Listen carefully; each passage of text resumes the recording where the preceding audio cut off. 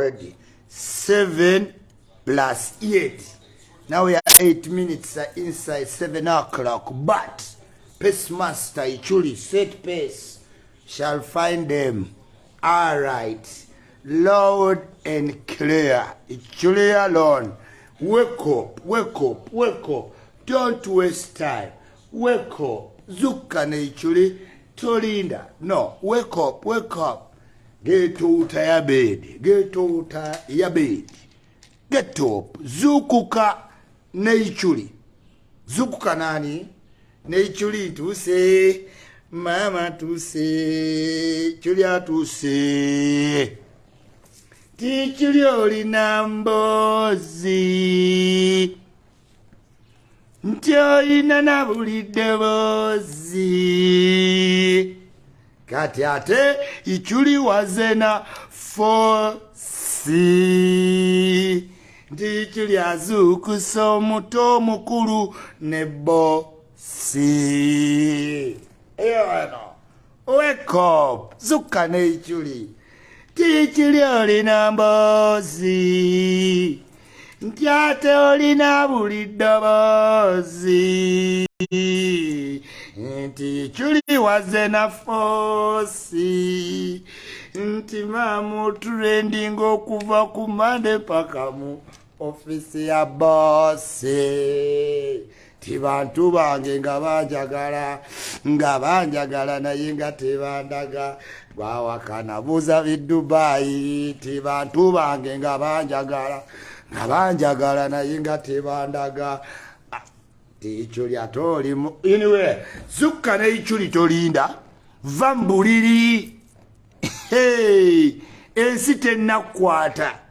Oyiza nobba n'ennyumba noba nga togisulamu. Naina chali wange nga tuli naye Bulaya eyo nga sister wa mufuga nnyo nga tamuwa mirembe. Nangamba mu bulamu buno kyenoonya apartment yange. Wallahi yagifuna. Naye teyagisulamu lunaku na lumu. Kubanga ng'okugisasula toyinza gyebakamu nga yabbeeyi ng'olina okukola emisana n'ekiro. Yagenda olabanga ebbanga lyonna lyasasudde ennyumba tagisulangamu. Naddayo ewa sister wangi. Zukuka ne Ichuli tolinda. Newobeera oli Miami, newobeera oli Minnesota, newobeera oli Vancouver, South Carolina, Nevada, Las Vegas, Kentucky, New York, Philadelphia to Queens. You understand? Ngoli London Bridge, London Airport, Heathrow, oli ku Salabedi, oli Croydon, oli Manchester, oli Wales, East, West London. Wake up. South Africa, Pretoria, Durban, Sun City, Soweto. Don't do any mistake. Wake up. Ne Ichuli oba webake ne Ichuli. Webake ku Ichuli oba oli mu America, abali Uganda, abali Rwanda, Kanga, Sudan, South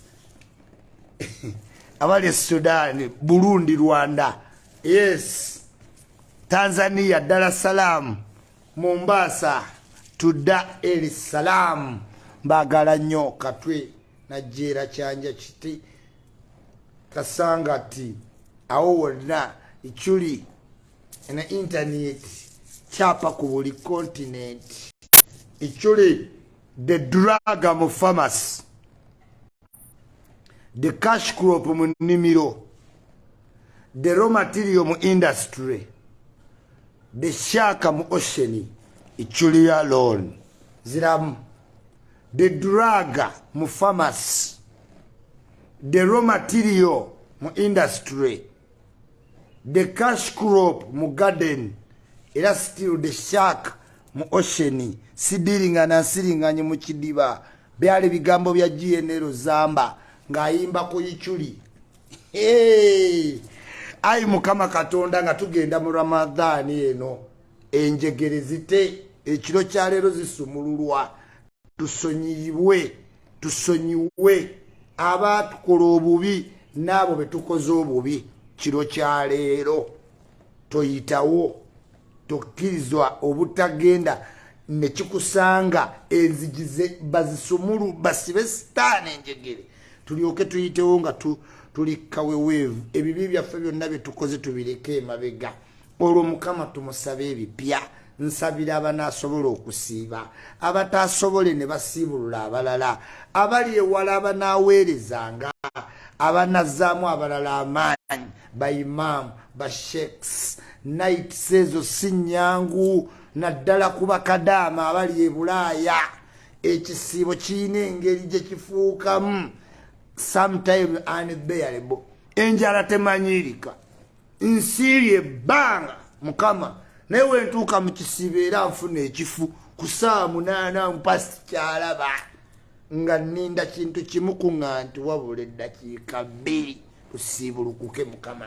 naye nkyesunze siyinza siiba zonna sayizi yange mukama ogiraba senga wampanga yabakasuku nandisiibye ekisiibo kyonna naye eno sayizi erumwa mangu enjala mukama kankoleko kyensobola nsiibulule abanaasiiba mbabeezeewo mbajjukize okwewala emize emibi mu ssaawa Ramadan mukama katonda gwe w'amaanyi wabula si basiraamu fekka ne baganda baffe ab'eddiini n'enzikiriza endala bakwatireko mirimu gye bawangaalira abanoonya empapula abagenda olinnya ennyonyi abasaba emirimu atuuse eyakatuuka ayazze mukama katonda omuntu yenna asobola okuba mu bakeesa leero n'enkya n'oluddako amiina ya alabbul alamiina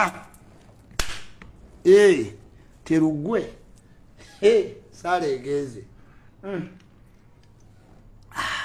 oze enkya kisiibo jalla jalaalu simanyira nga nze ku njala enjala mu kisiibo weziwera ssaawa 11 mba sikyalaba saagala masimu saagala mpitaayita mba ndi mu kasonda nga nninze eyo essaawa eggwe nsaale nkukwatire ku piraawo naye ampulire allahumma salli kabiira ayina waayita allahumma ekikulu ngenda nenjeesunga ate olunywa juyisi ng'enjala engeri enjala nga yakulumya ennyo olya kitono mu kisiibo oyinza otumya ebintu n'otumya ebintu ng'olowooza ojja bimalawo wallahu odda wali wabbali nga tokyawe ng'omuntu okukwata ku lubuto owulirira ddala ng'akukosa ekisiibo ky'omubuto kinyuma olya piraawo olubuto ng'olinga ataasituke omukka ne gubeera mu ddoomu awo eggombe mu ddoomu afutafuta ali ekiro n'olyoka owulira ddoomu w'ekyuma jalla jalaalu ate asoma mu secondary yalunye atalunyumya tutandikiddewo nga nkulaga nti democracy has done more harm to Africa than good tetulina kalungi ketufuje mu democracy nabalabula nembagamba democracy mulowooza wa politics naye mu Africa twetaaga democracy oyo ayitiridde atuzaalidde leenya nababuulira ku democracy nga muzaera okulonda tubeere democratic nembagamba democracy asukka ku ekyo kyolowooza kati feezi zirinnye abaana mubawadde eddembe bayingidde emize si gwe gonna gwokka linda ogw'okuleeta omulenzi awaka ogwo gunyiga eddembe libawa omwana okuva 10 n'egi nti asobola oleeta omulenzi mu makaago kati mu Africa temunnatuuka kuba na bwongo bugazi buli open to allow that happen mujalaba obuzibu just go olabe show eya Helen DeGeneres ng'ayogera ne Puff Daddy a billionaire civilized man akulidde mu nsi ya democracy Puff Daddy bamubuuza ku balongo be no nasanyuka they are good they are growing they are doing fantastic ne bamugamba who are they dating nafuna face nga yonna eri good na dating nikamugamba yeah they are 15 they must have boyfriends Puff Daddy nga essaawa y'okushonga obw'omuzadde bumukutte tasobola kuimagininga nti maama obulongo bwange batandise obukola ki naye ne bamubuuza do you remember when you had your first sex mu America ate nga yepafudadi we yakulya nga alabye ddala yatandika nga 11 democracy has done more harm than good titutegeera democracy tumala gafuna kintu waliwo ekintu kye bayita biting what you can't chew kati tulina ekintu mukama tetusobola kigaaya mmwe temutegeera bazungu mukyali basiru nnyo era abazungu banoonya nnyo omuntu omusiru era mu bazungu wootuukayo ne weefuula kagezi munnyo empapula mmye bw'olituuka ku Bulaaya n'olaba abantu abaalemu empapulo ojjalaba nga ate bali be bakabaka naye weebuuze yaziremu atya ng'era abaana mu ssomero ne babawa pepa ya history ne yeewandiisa awandiika sawali paragraph fulusikapegwa n'endala ng'awandiika nonsense adda ayina 30 n'ogaa wali owandiika biki democracy has done more harm than good to African people kubanga bambi balowooza they can take all ba Indians ne babasomesaako ba Ethiopians ba Tigirinya and Ethiopians mu bazungu bajjayo technology culture zaabwe bazipreservinga kati mutuusiza abaana mu mbeera ya poverty and talking about money mu bisiyaga bonna bajja kgenda one by one abazungu bagezi obayita mmere bakuteeka mu kintu abazungu gwe n'olowooza ojja kivaamu mangu naye bwe baba bakalculatinga take an example abazungu bawa abawalabu obutuuze yeti ng'ate beewuunya nnyo obulamu bw'abawalabu naddala abava Syria Pakistan, Afghanistan, Iraq, Iran.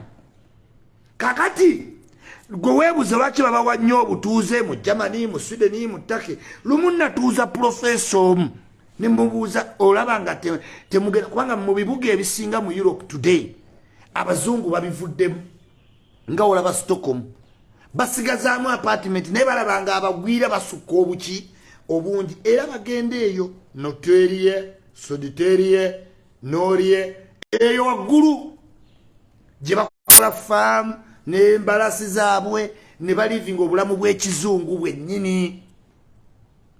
Nze nalina omukisa ennyumba nga bagimpa eyo mu bazungu eyo ng'eri wala nafuna omukisa ostadi nga bali embeera zaabwe ne bw'oyagala omuwala omuzungu nga muto bwe batuukawo myaka 3 mweki baddayo ku kalica z'ekizungu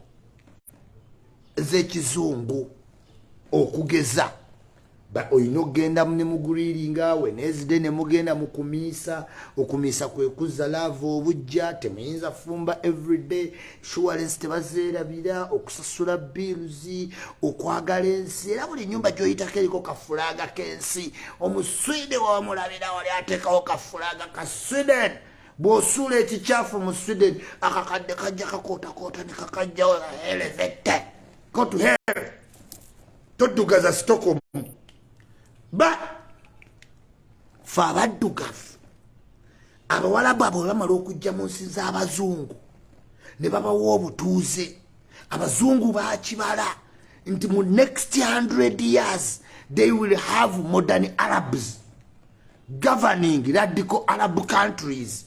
Kati abantu bebawa obutuuze abawalabu ne basomera mu Europe ne bakolera mu Europe ogendo balaba nga si be bawalabu bali kati mu 150 years bano be bajja okudda mu ezo ensi Iraq, Iran, Mecca, Medina, Pakistan, Afghanistan, Kazakhstan bakole emirimu abazungu gye baagala. Gendera abawalabu ababeera mu Europe balala nnyo. They are not as radical as indigenous Arabs. Kati abazungu ekyo kye babala naffe abaddugavu baatubala ne batukolako inclusion bakuwa obutuuze bakwagala bakulaga ensi nti okuzaalibwa mu Africa is a curse. We're lacking a freedom to do different abilities. Life is about research. innovations sex ne bamujja mu kamwa ne bamuteeka mu kamwa ne bamujja mu vagina ne bamuteeka mu kamwa ne bamujja mu kamwa ne bamuzza mu anus ne bamujja mu anus ne bamutambuza because tebalina bukalicha tebalina one it's okay it's not okay ne mu club nsudde n'omuwala omubuuza Scavi meso man you are vil open here scavi go open here tugende wagulu ne wansi nay man the unt biruma we bityo enseri open kumisota kumbwa kubichikati. Here comes an African with a very innocent mind oyingirayo gwe senga omanya abazungu engeri gye batwala omwana w'omuddugavu wanditegedde ti democracy has done more harm. Bwe bakuggyako omwana mu Europe babakuta akasango katono oba oli munywa mwenge oba wanywedde kokayina oba erabiddemu ku buvunaanyizibwa bwo omwana naye we bakuggyako omwana tibagamba nti bamututte bagamba Sandra agenda beerako naffe wano engeri gye wanywedde omwenge n'omwerabira tutidde tulowooza nti ayinza okufuna obuzibu naye ojja mukima mu nnaku nnya tujja mubuuza ne bakolera omwana ennyumba bintu by'otalina pikipiki eziddukira mu nnyumba biki basobola omukolera ennyumba namba naye ng'ejjudde mizannyo ebintu gwe by'otasobola kwafoodinga ne bakuteeramu close nti buli wajja omulaba bamubuuza oddeyo ewa taata oba osigale.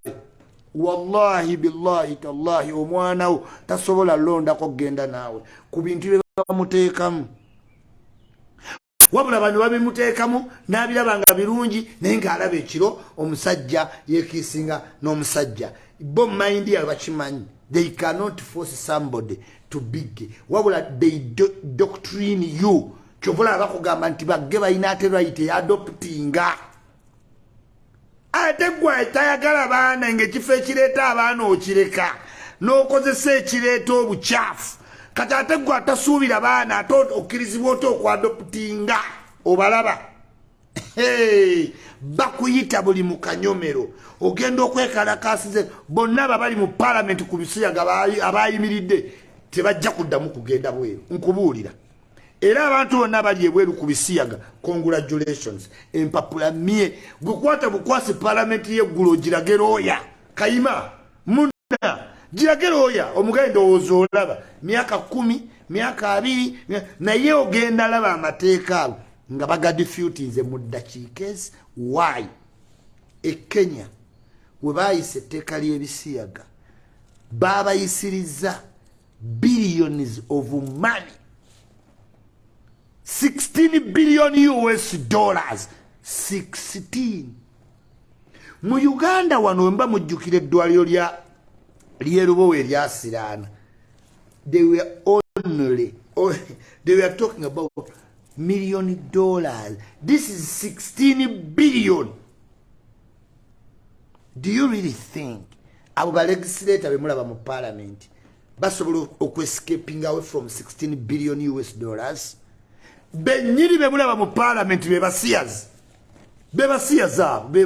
abasiyazi bali mu parliament because tusasiyaga muntu nga toyina se bali bebalina sente abo bebasiyaga abaana bamwe benyini pretending to make a laws benyini bebasiyaga abaana benyini to lure somebody ngali mu poverty to that extent you need money sicha convincing kubanga ideal nzenga Isma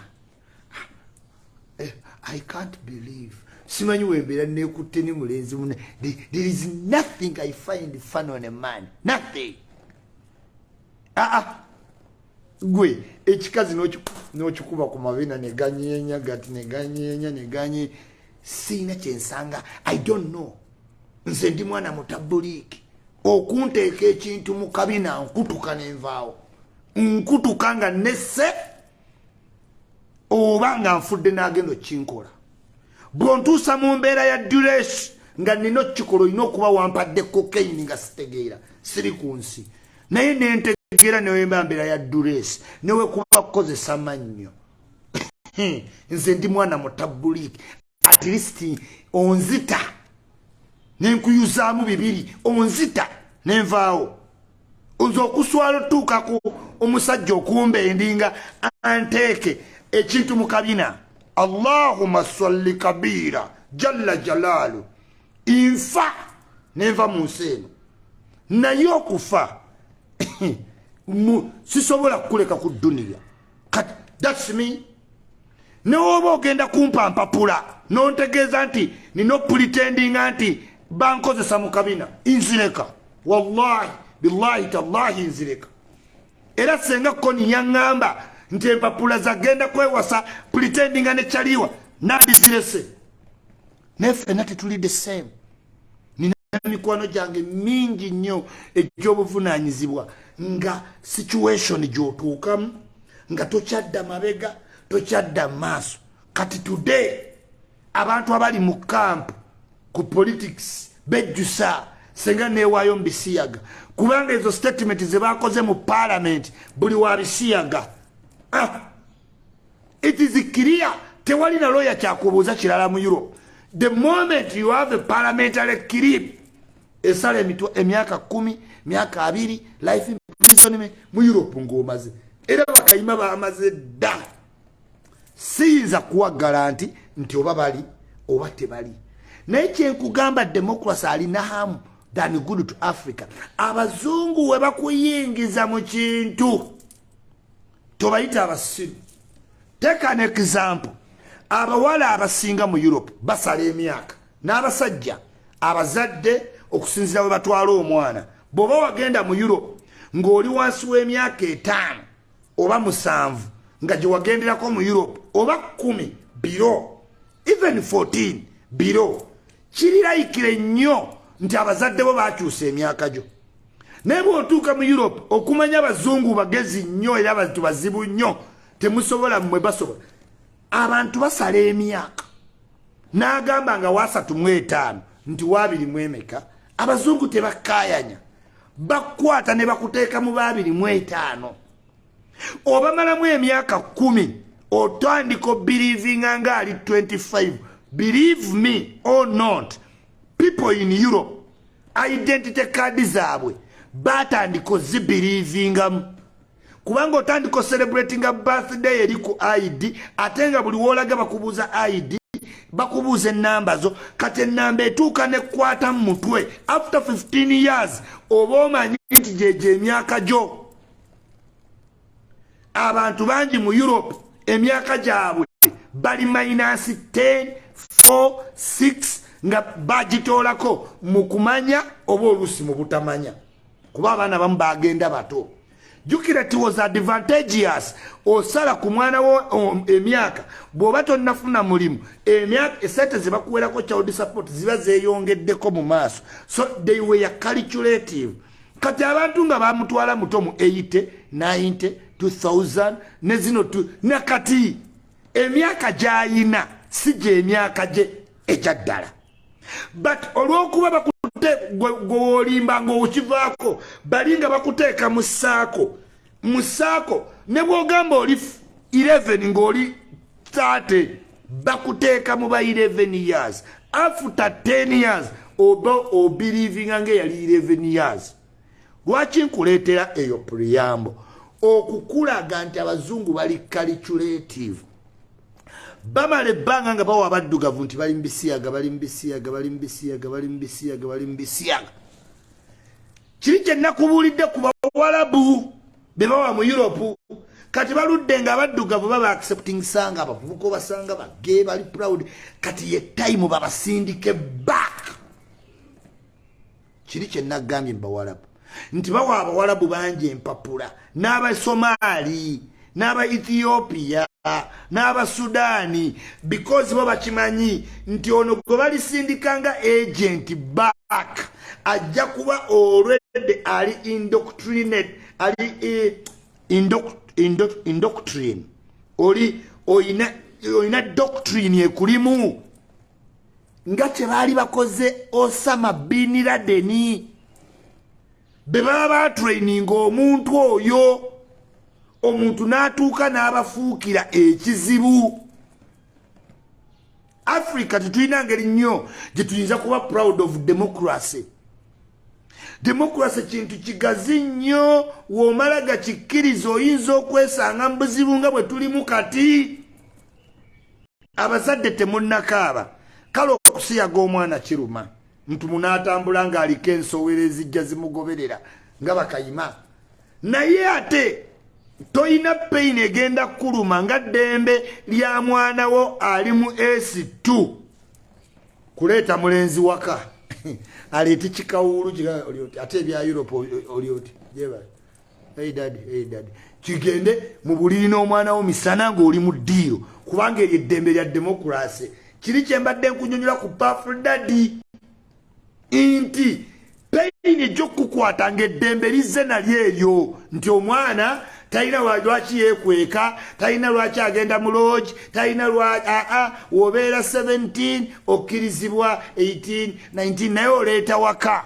This is why mu Europe teriyo muntu agamba nti come to our home.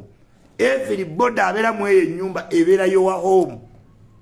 N'omwana we ne waba ali ku ssomero ng'aleeta banna bagamba come to my home. Daddy, I have visitors. Genda kewalala naye yabayise to his home, not your home. Wano mu Africa muyina capacity eyo mmwe abakyakuba abaana abababoggolera abasamba abaana bataagala abaana babaddemu. Democracy kutunula muntu mukamwa. Naye nga tukyalina culture nti gundi tasobya, kabaka tayanukulwa, gundi tagambwako. Munaasobola democracy because we are just starting. Democracy atandika buki butandisi. Ladies and gentlemen, si mu bubi tuyinza okwagala ebintu bingi ku bazungu naye tusobola okwerekeramu ng'abayindi n'aba Ethiopia n'abatigirinya.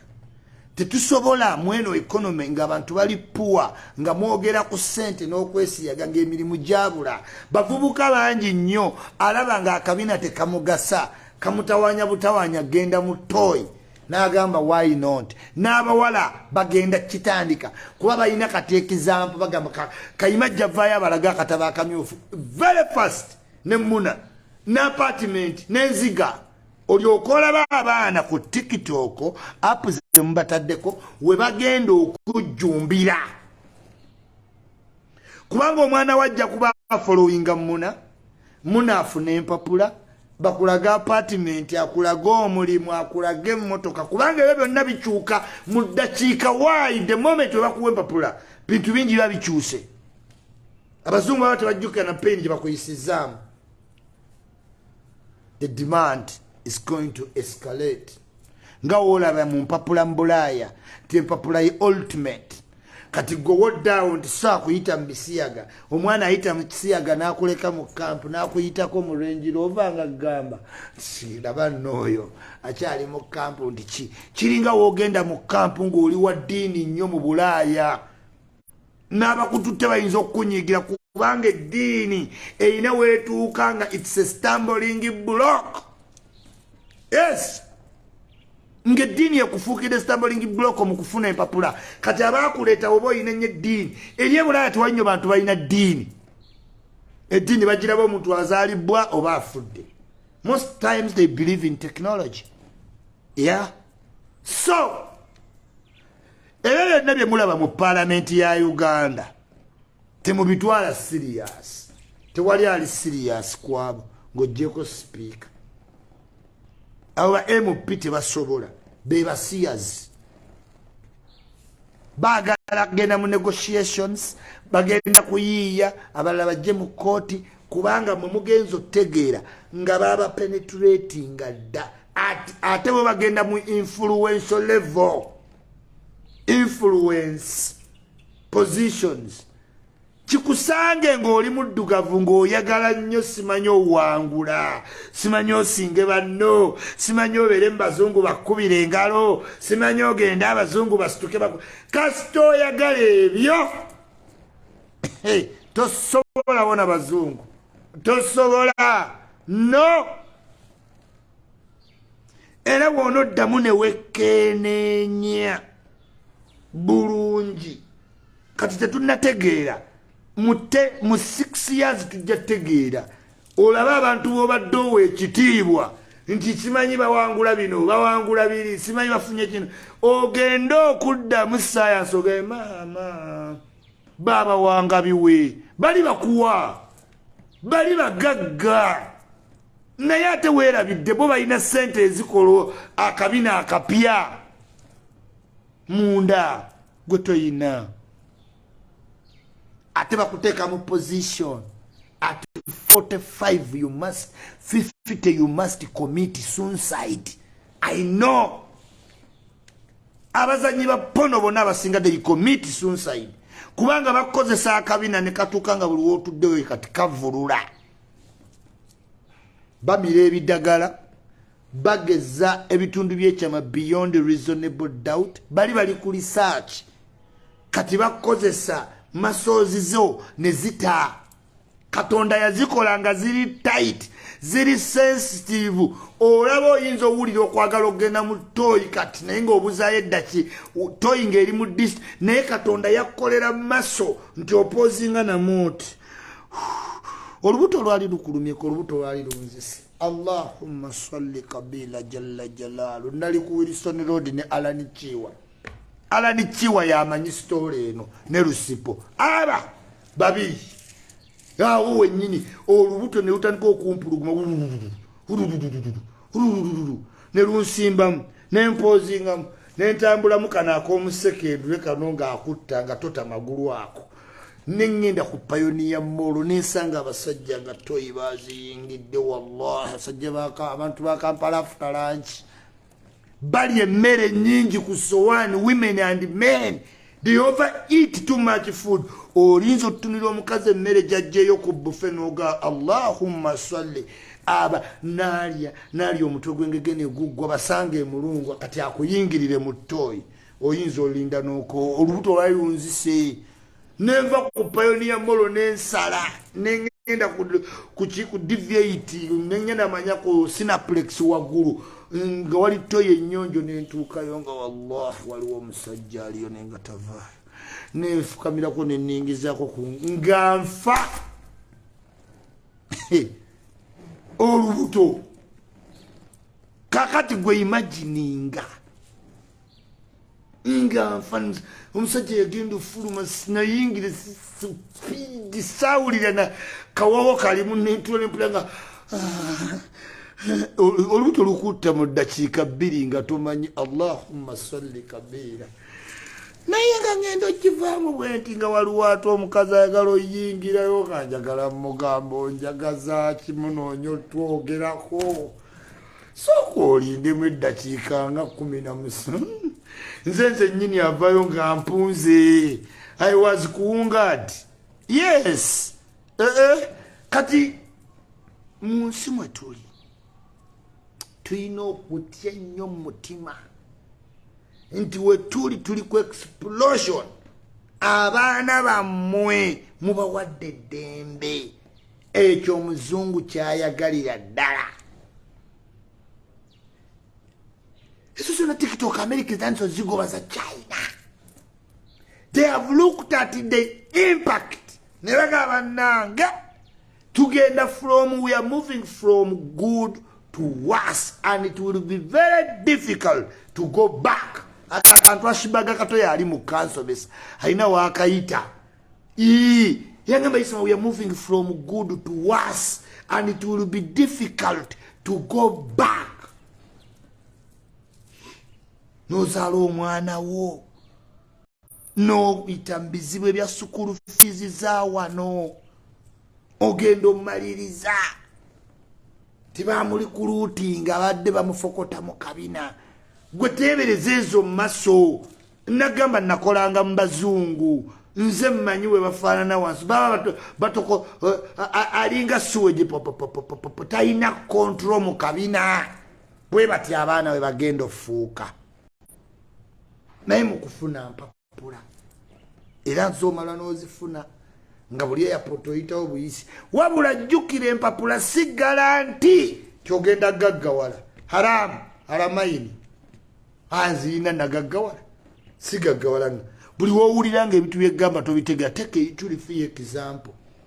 Nze nkimanyi buli anaaba gulidde ng'olina kyokola oba mupiira oba kuyimba oba kuzannya mizannyo oba kuzannya firimu oba kubuusa nnyonyi oba kwagala fuuka cabinet minister oba kwagala president, just know gw'okuwangula you. Kyova olabanga ebintu ebibanyumira tebiwangula naye byotategeera byebiwangula bo bategeera mu ntegeera ndala. Balonda bafuula omuntu ow'amaanyi bamuwa ettutumu nga ne wooyogera otya, bamukolera embeera nga buli kyakola kyekiyitamu. Mujja tandika olaba abantu we batyo akola ebintu bibiri nga simanyi kati abo babana boy omulabiraawo tino simanyi buli sawa wangula wadde era ayimba era bapromotinga kugambye tosobola basobola. Ne boddayo mba firimu actor abaali radical mu America, the black race, era ogenda olaba nga bye to Grammy Awards. Ba DMX nga ani amuwa Grammy Award ba Jadakis rapping rap ono wa simanya abaddugavu batusosola, they look down on us goto jafuna bawa ba Drake, Will Smith ng'omwaka gugwa nga yasinze rappinga atagamba ali mu open relationship, simanyi Kevin Carter. Abazungu mbagenderere nnyo nnyo bitu byabira kuwaka plan. Tebava mu level planning day to day, ba planning 10, 20, 30 years. Ekintu kimu kye mulina okutegeera kikino. Did you really know nti abazungu okuleeta oluzungu mu Africa, they were not helping us? No. Abazungu tebaleeta nkowano oluzungu tuyambe. Babala head nti abaana baabwe bali travelinga. Omwana wange bw'alifuna interest egenda mu Africa ali communicating atya our race ne batuleetamu ennimi zaabwe. Bo tebayiga zaffe kubanga bakimanya where will we get planes.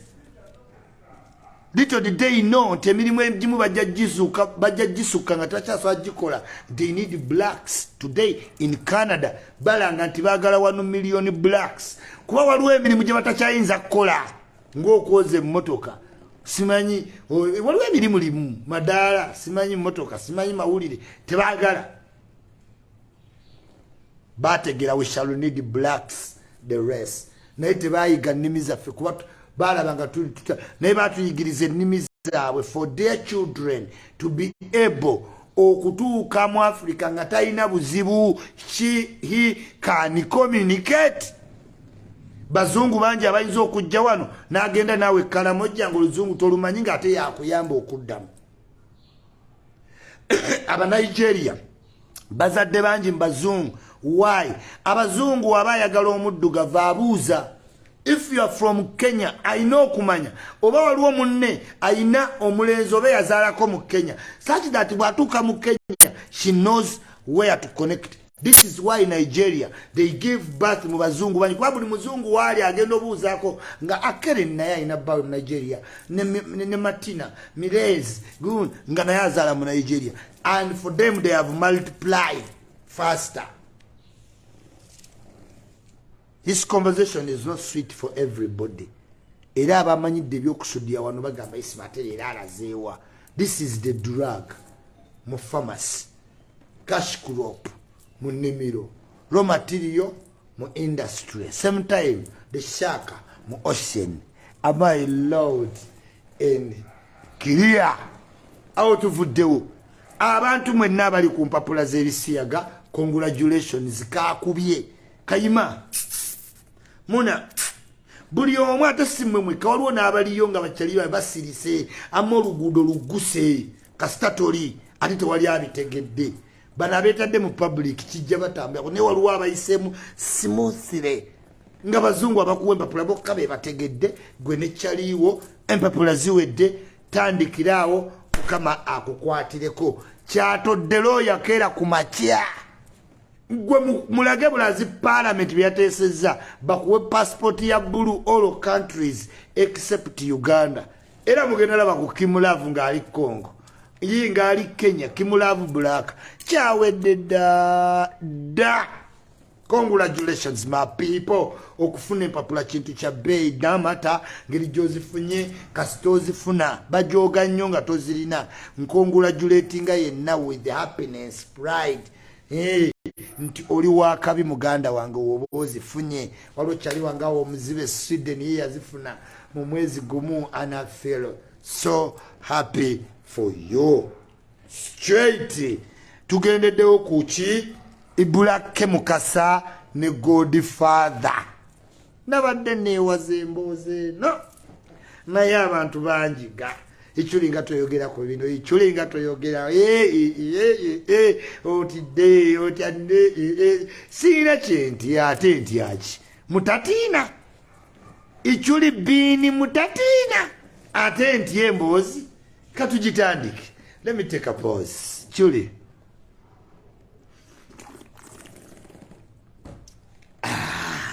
Kuhampamu villas tulina ennyumba ziri mitwalo nkaaga okugeza ate ng'osula bulungi amazzi googera baneighbor bo bali connected abanoonya connection waliwo oyina osula eri ye first class y'ekibuga Uganda. Hampamu villas ku Akurite ekisaawe bakiyitamu National Stadium ekigendo tuwonya stage ezigwa sho zitalabika amataala tegabuzeemu byonna bigenda back standard n'omupiira tutandika ogukubira mu ggwanga kati tuli eri mutukolifayingira ate Egypt.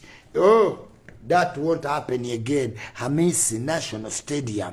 Kombaka Constructions yefa bakola amayumba tiles talazo stainless gypsy fountain compound na buli kyoyagala mu nyumba yo Bambi tukikolera ddala ng'emirimu misome giri ku professional level era osobola ogiraba ku status zange ez'enjawulo ku WhatsApp ku Facebook nga tukulaga emirimu. Don't hesitate otukubira otuyite tukolera amakago tukakuwenga we gayina okuba Matovu Heski Humold Brushan Samahara who passed their best talk so Ibulake ne Godfather emboozi eyo nno njewaze ebbanga kubanga munnaye entadde mu position enzibu. Nze nga Isma nkolagana very well ne Godfather. Is a humble person. Omusajja akola ebintu bye atunda amataka tugendayo so nze siina wonna wenyinza gamba bwe yakwata muganda we. In any case siina wenyinza gamba titi yakwata. I can neither refuse nor refute.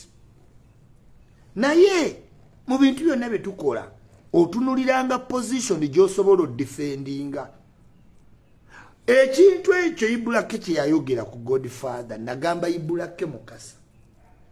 Ekintu ekyo kizibu nnyo kiri deep not only ku muntu but also for you to prove. Ngamba Ibulake Mukasa olaba ekintu ekyo kizibu. 1 time yayitawo. 2 family teri willing kustandinga naawe. Ne woba ogamba kituufu but how far will you go to prove it? Kuba kizibu. Government yateeka ku Besigye omusango gwa rape. Government ne gugiremerera. Omusango gwa rape si kyomala gateekawo. So munsi tulina okuvaamu egos mu mutima. Bintu ebimu n'okireka ne kigenda. But now dear 2 of my friends really kubanga atera otunamu musaidi ya Godfather na yino omutegeera kubanga gwo omuntu okera nagamba wakwata muganda wo ng'ebintu oyina ebirimu oyina erinnya lyo ng'abantu obaguze ebintu olina kuteekako ekintu weekityo. Si kintu kirungi mwana, kintu kirumira ddala. Abantu boogera ebigambo ebiruma. Nze nsoma mu komenti za Godfather nempulira bubi nnyo mwana, nempulira bubi nga bamugamba ebigambo ebireetera ddala ennyiike ku mutima. Nziramu sigamba nti teyakikola, sigamba nti yakikola kuba obukakafu sirina.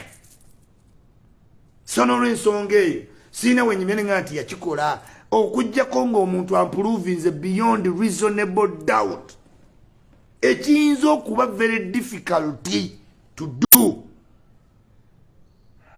Nze nkimanyiiko nti babatuuzaako Mr. Frank Gashumba naye nga wegambe tutulina egos nyingi zitugaana oluusi okukkaanya.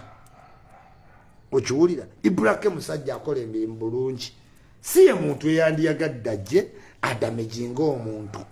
The only problem is that Ibrahim has only the reference to police and it has to be supported by something more. Is the family willing to come out and support you, Ibura? Sister, why Godfather omuyina? Kale wadde DNA test zikyasobola naye ng'asobola otuulawo n'akakasa emboozi z'ogamba. Bw'aba tasobola kitegeeza oli mu very difficult position to prove, kubanga family za wano nzibu bayinza okuba nga baabivaako. Godfather wabanga ye breadwinner. Waliwo ebintu dynamics enzibu ennyo mu families. Let me tell you, nze kati ichuli ne bwokera n'ogende wa mutabuliki n'ajati ne bwogamba osanze ndi essowaani y'embizzi nga kituufu tasobola kukkiriza.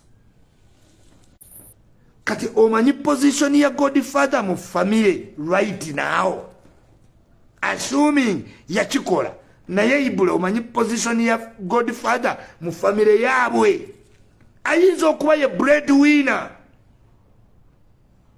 nga family tekyayinza kuvaayo kuyimirira naawe ne weesanga ng'omusango oyina mutuufu naye ng'ogutuddemu.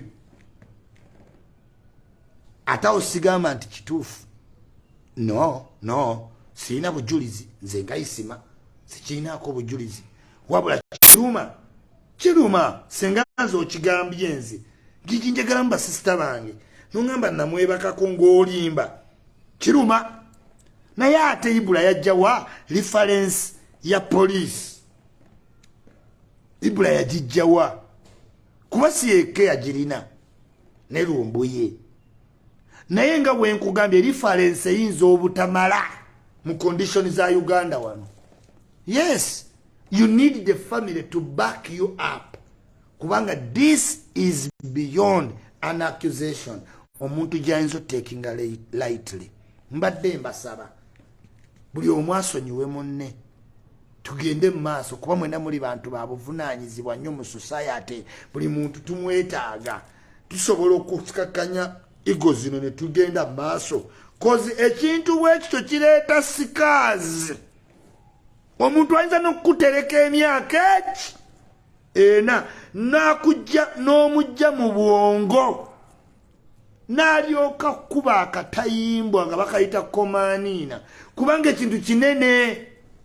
Omuntu ayinza okwerabiza nakuba akatayimbwa komaniina either side, oba oli oba ono. Simbadde njagala basaba tukakane tufune micho ground, mufuneyo omuntu era nga we mwali mufunye Frank Gashumba, ensonga tuzikwatirawo tugende. Buli muntu tumwetaaga nga radio we yayimba tinkwetaaga tinaawo neetaaga kwetaaga buli omu yeetaaga munne. Kyomusomesa asomesa omusawo, omusawo akukuba akaiso.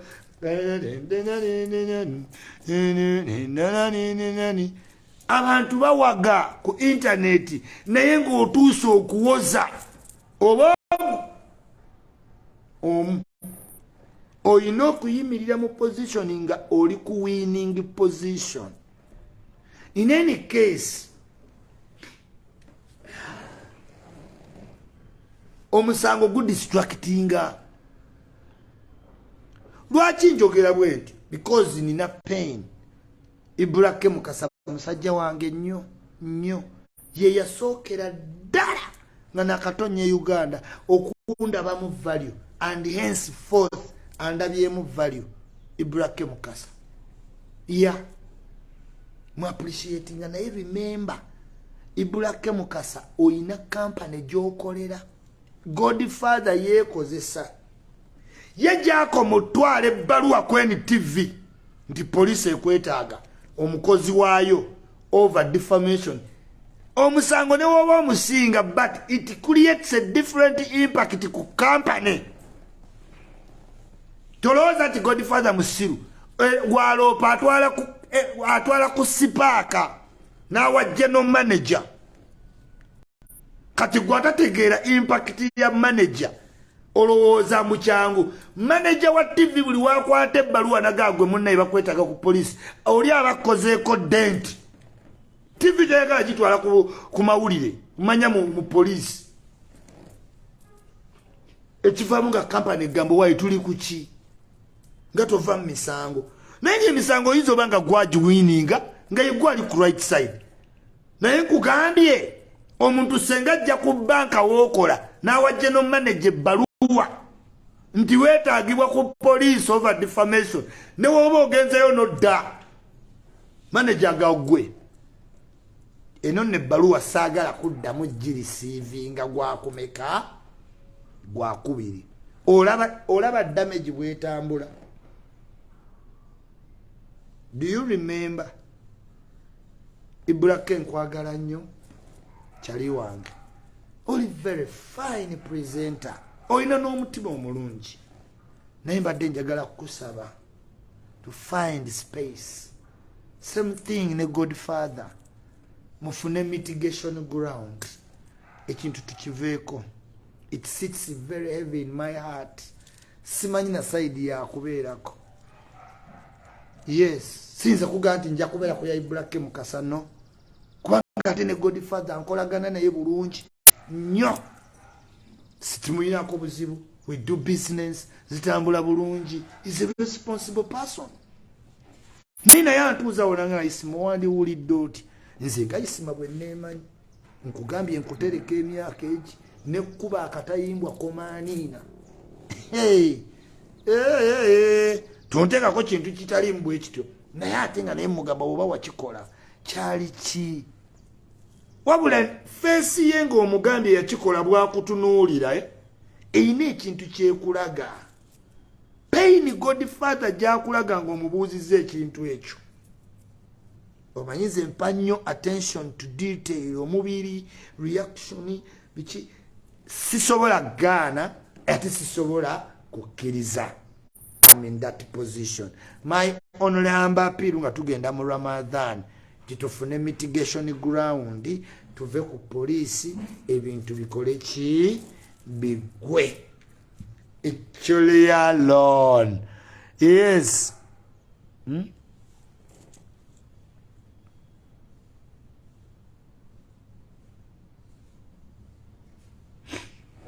Jaja ichuli sikumatira nnyo mu politics mu political grounds, but today you have been a good teacher on storyteller. Big up Kombaka Construction Z Nesimenyo Miss Hills. Yes. Sometime wawe tujja ne waliwo tulina tula tu reflecting ku bulamu bwaffe nnyo naddala gwe nkugambye gwe omuntu agenda okukozesa akabina making sure insurance era abantu baggo bagenderera babeeranga tebava mu ddwaliro tebava ku buweke bayinenge ne tebava nnyo mu pharmacy ne mu Europe bayita mu pharmacy abazungu bayine mpeke tobeeranga Europe ne weerwaza n'otandika mmira eddagala owedde. Don't take tablets nkubuulira mbutayagala kukola abazungu bagambe mbuteweebaka muganda wange bajja okuwa empeke onoogenda okumaliriza nga wallahi billahi tallahi wagwe eddalu. Njagala okutuusa okusaasira okw'amaanyi nnyo mikwano gyange abantu bonna abawangalira mu kibuga Stockholm Sweden awe Skapnek twafiiriddwa muganda wange ow'amaanyi ennyo wetumaze akabanga mukulu Serugga nga kitalo ky'amaanyi ekyabaguddekawo escape neke Serugga munnange nondeka ku nsi eno tubadde twakanyumya ng'oli Uganda. Mukama Katonda akuwa ekiwummulo eky'emirembe wabula mbakubiriza mwenna abantu mu Stockholm okuteekayo omutima ng'era we tukola bulijjo tugende tubeererewo mukulu Serugga tulabe ng'atuuka e Uganda. Nkimanyiiko era nkitegeddeko nti fundraising zigenda mu maaso ddala wabula nga nange ekinaaba kineetaagisa ku ground mbajjukiza wendi. Yes, naye nga kitalo nnyo eri mukulu Kabugobeeka omukyala Taikoni Po omuyimbi w'eggwanga kyali wange simanyi wooli ne taata wo munnange yatufuddeko oludde okunkubira kasimu munnange Taikoni Po naye nga kitalo ekya taata munnange wonna wooba oli ng'ompulira oli waddembe okunkubira kasimu nzijje nkulabeko munnange manyi kyekitegeeza era manyi bw'oyinza okuba owulira naye yenna amanyi wooli agambe nti obubaka bwange buli nti tewa Mukama Katonda gye tuva ate gye tulidda njagala ogumire nno munnange eddala ensi etandise buki butandisi wabula woba ofunye obubaka bwange buno Taikoni Po onkubira ku simu nensobola munnange okujja okukubeererawo nga bwe tulinda taata tulabe engeri ddi wanaaba atuuse e Uganda. Abayimbi abataaba okuwuliriza yes Violeta Mad Bad Katale and Kando Straight bebaliko Pinky same thing ni apply Aroma Music Kapiripiti Kapeke mi favorite yes Fresh Kids same time. Congratulations zimu muwagira ayagala kuba prefect mukulu Senyonjo mutwale video za Fresh Kid muzirage ku champion Gudo mumugambo oyagala bakino obo oyagala banga Fresh Kid naye nga abaana bato on the block bakabinyo okuva ne ku TikTok kyali wange Tom D akubira bulungi ennyimba ate naze promoting ira ono big up on yourself Tom D straight ate nga ntumira ne ku Mickey seems too funny. Ansanyusiza ddala ne team yo Mickey continue doing good work. Jose Chakala 17 apply ne many TikTokers as CB Talk ate ye favorite wange kati ba Mickey nabava konadda ku CB Talk onadduka ati oyansanyusa okamala obukamazi sebo muto simanyi bamweyana akaana kabamweyana kadde kanzise kagambye anko kato omutima gwaffe ng'oguwuuba nnyo wallahi katorofe abaana baagassaawo ebigambo kato bye yakomyewo nabyo tonvuma ogwo omutima ffe twagusonda TikTok will kill me nze saava ku TikTok era gavumenti wegijjawo kwekalakaasa. Love you so much and love you always. Remember siri musanyufu n'aba Uganda Funeral Service siri musanyufu bantu mwe mwenna mundaba abasajja bo ngamba kolera obulangu temundaba nga nkubiriza abantu ogenda mu Funeral Service Uganda Funeral Service abasajja obulango bwa mwimbukubye nabaweereza dda paying gundi yange temumpeereza sente kyokka ekyewuunyisa nina client eyazze n'agenda ku Uganda Funeral Service kuva Britain client nga azze mu Uganda Funeral Service zirwayichuli si commission tebampeereza they don't pay me ate nga bantu ba gentleman twakanya bulungi ekintu kyensinza ofuna e Uganda honesty abana Uganda to be honest kikyabali wala nnyo amisi kigundu kyovola banga akyalaga nze kati waliwo abantu bensanga ne muwa ekitiibwa ne mpulira enjogera gyayogera ne kampani gyakulira nenkitwala nti Uganda naye kati Uganda Funeral Service era mwagala nkeere nkole vidiyo nalubambula sikyayagala nalowooza ate muli bantu bakabi nekale kyewuunyisa nti ekisinga okwewuunyisa ku Uganda Funeral Service client we yavudde Britain n'atuuka ku Uganda Funeral Service yabadde ayagala genda nange tie nene mbera kouta natuuka mu maaso gaabwe nankubira essimu n'abateeka ku lawudi nenjogera nabo ne still didn't do anything. Kati nga nyomba ne kampani eyo nga ngikolako damage ng'omuntu agamba ikyuyo oyogera bubi. Omanyi ebbanga lyenkubidde Uganda Funeral Service obulango wano ku Facebook. Nze sometimes abantu ntuuka ne mukolera ne goodwill nga bamindabye ddala. Naye obutali bwesigwa mu bannayuganda obukuusa obutali buntu bulamu kyekisuula bizinensi zaabwe. Omuntu amukolera ekintu instead of okukola kyalina okukola. Do you know to call a client from Britain to Uganda to register as a client? Sinti agenda fancha agenda basasula buli mwezi. I am really disappointed, but I'm not mad. Waliwo amisibi yangamba nesonyiwe nangamba ofuna ngofumentiriza kale kambaleke nze ngenda kwongera obbakubira obulango kuba omulimu gwe mukola ngwagala era nkubiriza bannayuganda mugende mwewandise mubeere ne death insurance mugaggawale muvuge amamotoka muyite eyo yonna gye muyitanga muli battendo naye newookola otya mu dduniya. Ensondes ne woonooba ng'oli wa funeral service nannyini waayo yennyini mu covid yali atusomesa covid yennyini baba Allah ayina waddamu essaala zaffe saagala basabira yonna mbi mbaagaliza kugaggawala mugaggawale muvuge amamotoka ag'ebbeeyi fiina mugerwa ye yabandaga nze nabatwalanga muli basajja babuvunaanyizibwa ne we twogera obwogezi ne meeting ze tukola muli babuvunaanyizibwa naye I am just disappointed. Ngaba Uganda balanze nsanga wana Uganda nga ali well dressed nga ayogera bulungi nga ayina bwandi buku buli kye bamugamba awandiika anoti naye ogenda olabe nkye bamutadde gataliiko nfuufu nti simanyi abadde abba simanyi abadde mufere. Uganda never surprises me anyway. Naye nze ikyulye ewaliwo ebintu ebitakyambazalinga oba onsasudde oba tonsasudde is okay. Naye nga just kyemuba mumanya nti mwaswadde kuba kiraya nti mwamututte yali gestalinze mwafunye sente naye still ate anyway. Have a blessed day. Love you so much. Ngenda musawumu saagala bintu byonna ku mutima. I want a clean heart. Njagala kubanga nebaza Allah subhanahu wa ta'ala kuntuusa butuusa wano. Sente tugobye sente mu nsi nodduka zino naye tezirimala tezirimala mukwano.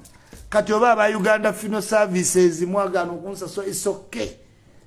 Allah ajja basasula nga mutokomoka omu ku omu awo wennyini ku mulimu woofiira Genda. Till we meet again. See, truly love you so much. Since again, nga sigami bogezi bange Kayanja. Love you so much.